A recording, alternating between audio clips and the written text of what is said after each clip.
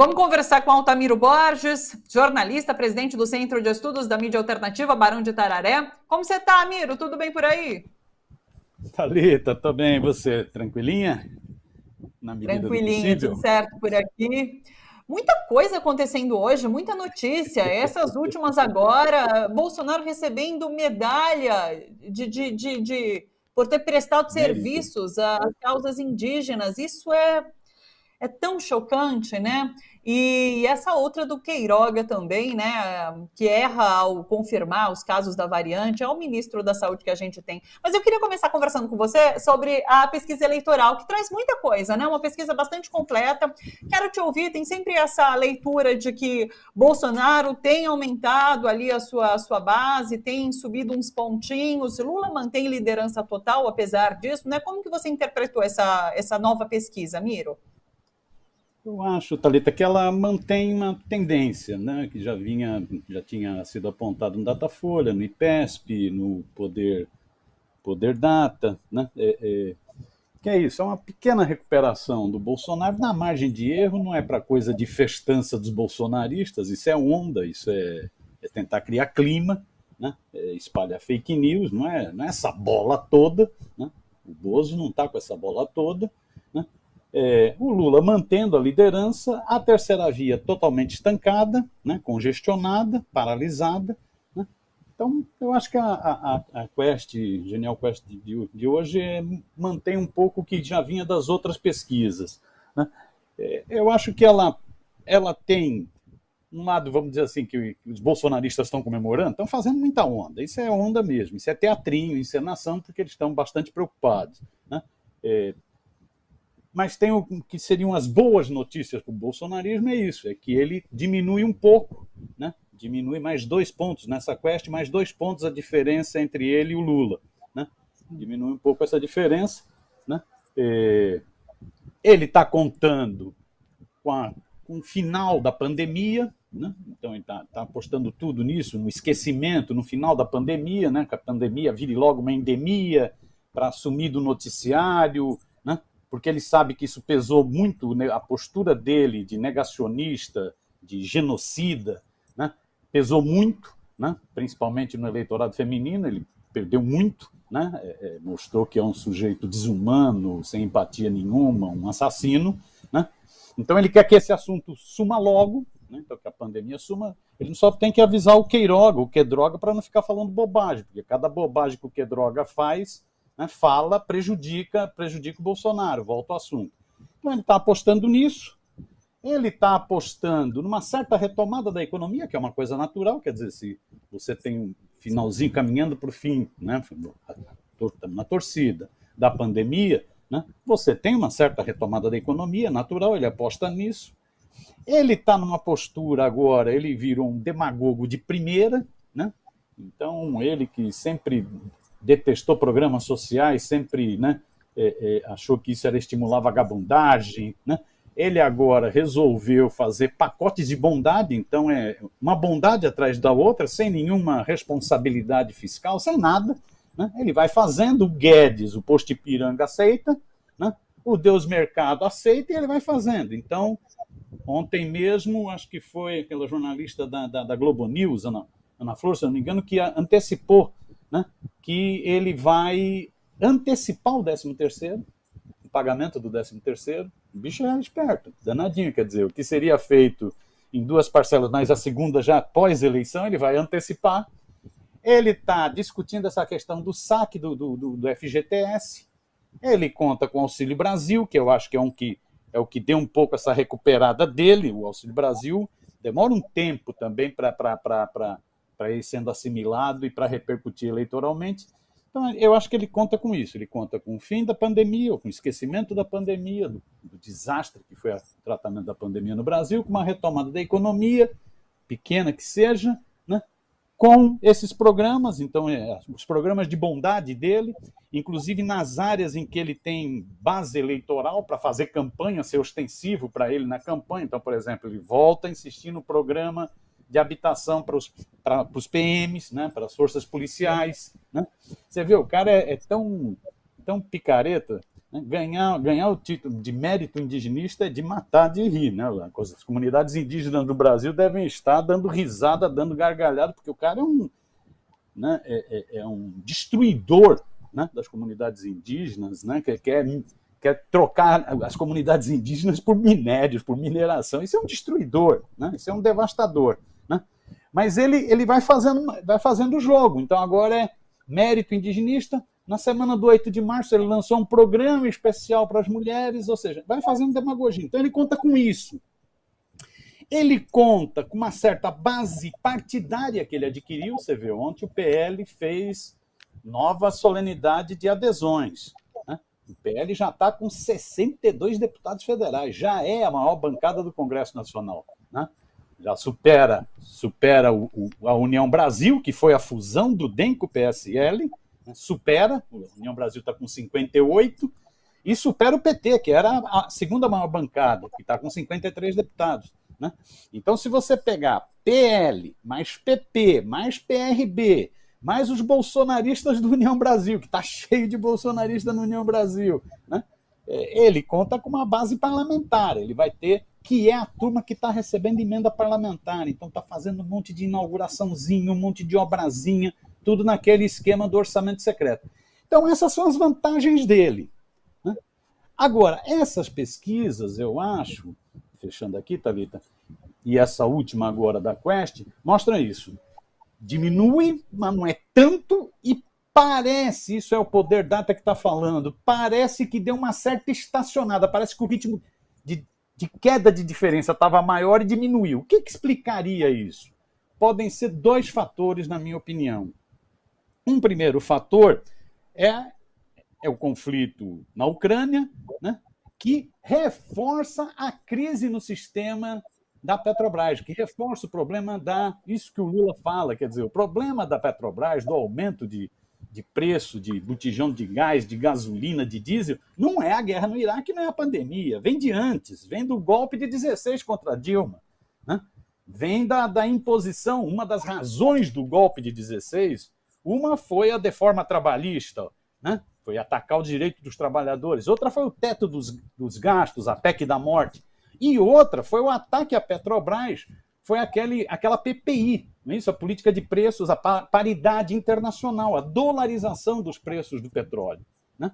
Então, isso é um fator que está assustando o Bolsonaro. Né? Porque isso pode explicar por que a diminuição da vantagem não foi tão grande assim. Né?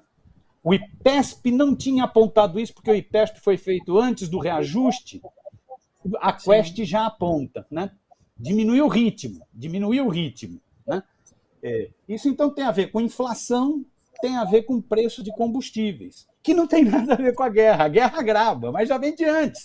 Vem da PPI do Michel Temer, do golpe, né? Da razão do golpe, que era um golpe contra a Petrobras, contra a soberania nacional, a favor dos interesses dos Estados Unidos, a favor dos acionistas, é isso.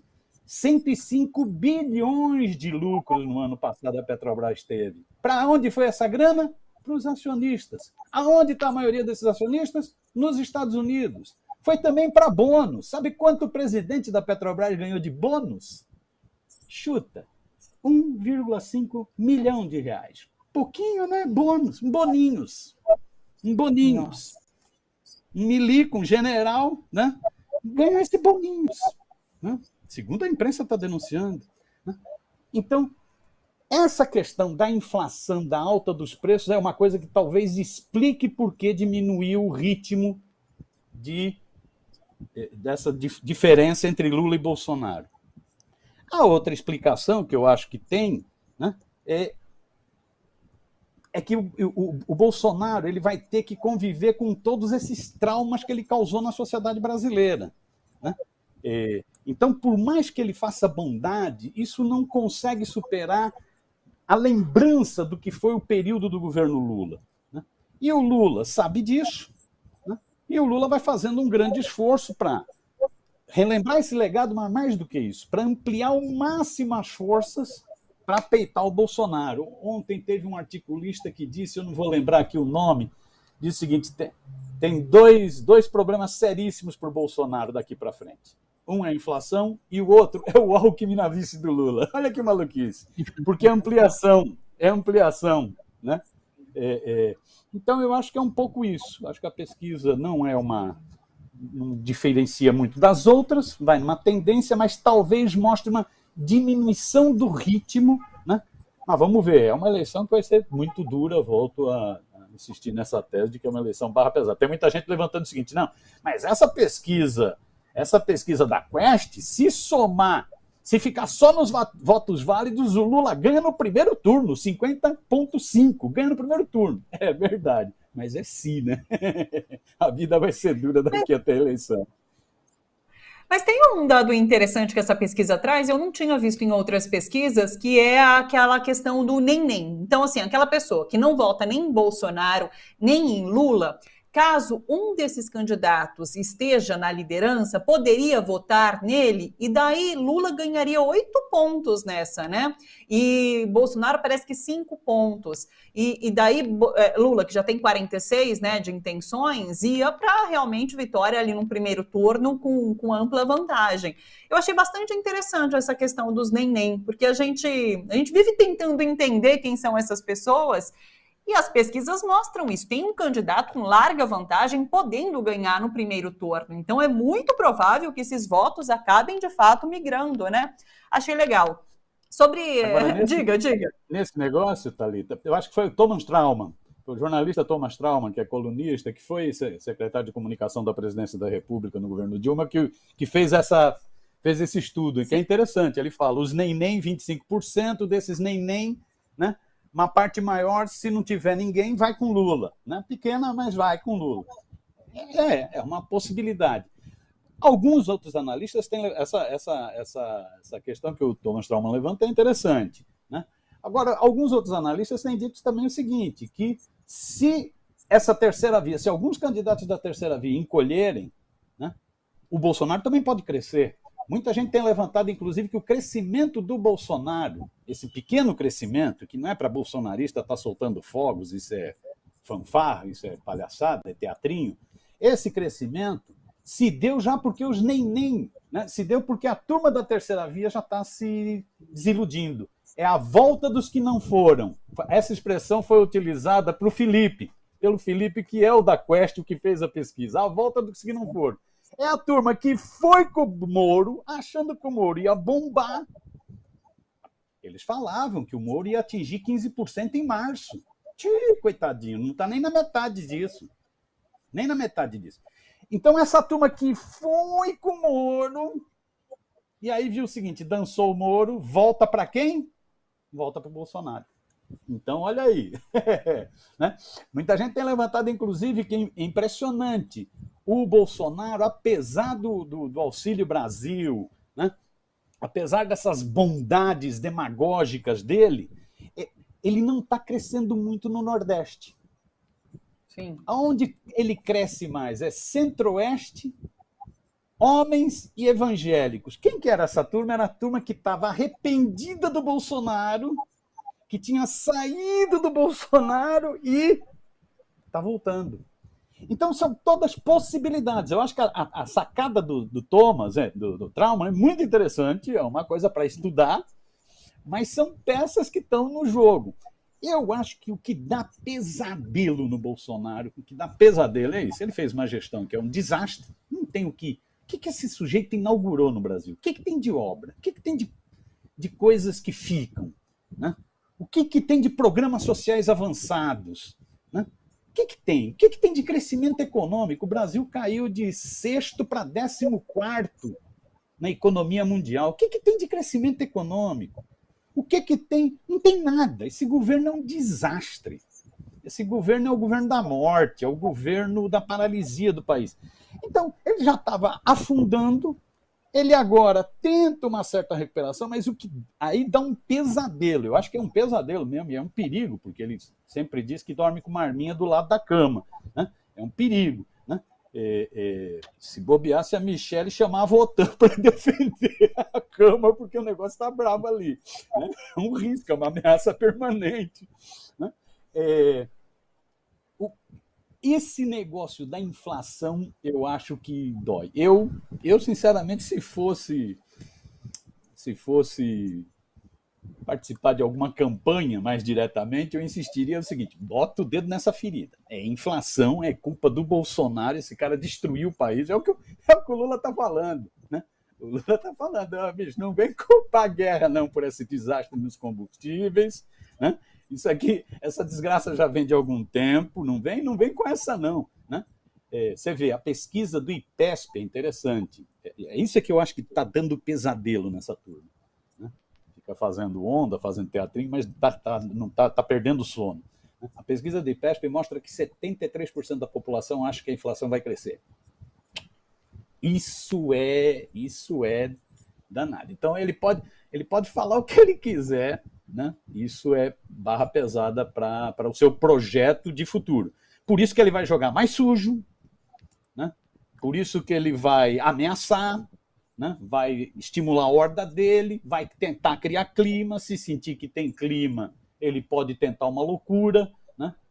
Por isso que era bom a gente resolver essa parada logo, termina essa eleição logo no primeiro turno com uma vitória acachapante, faz um grande movimento nacional pela reconstrução, pela ressurreição do país e derrota logo esse capetão e bola para frente para recuperar o tempo perdido.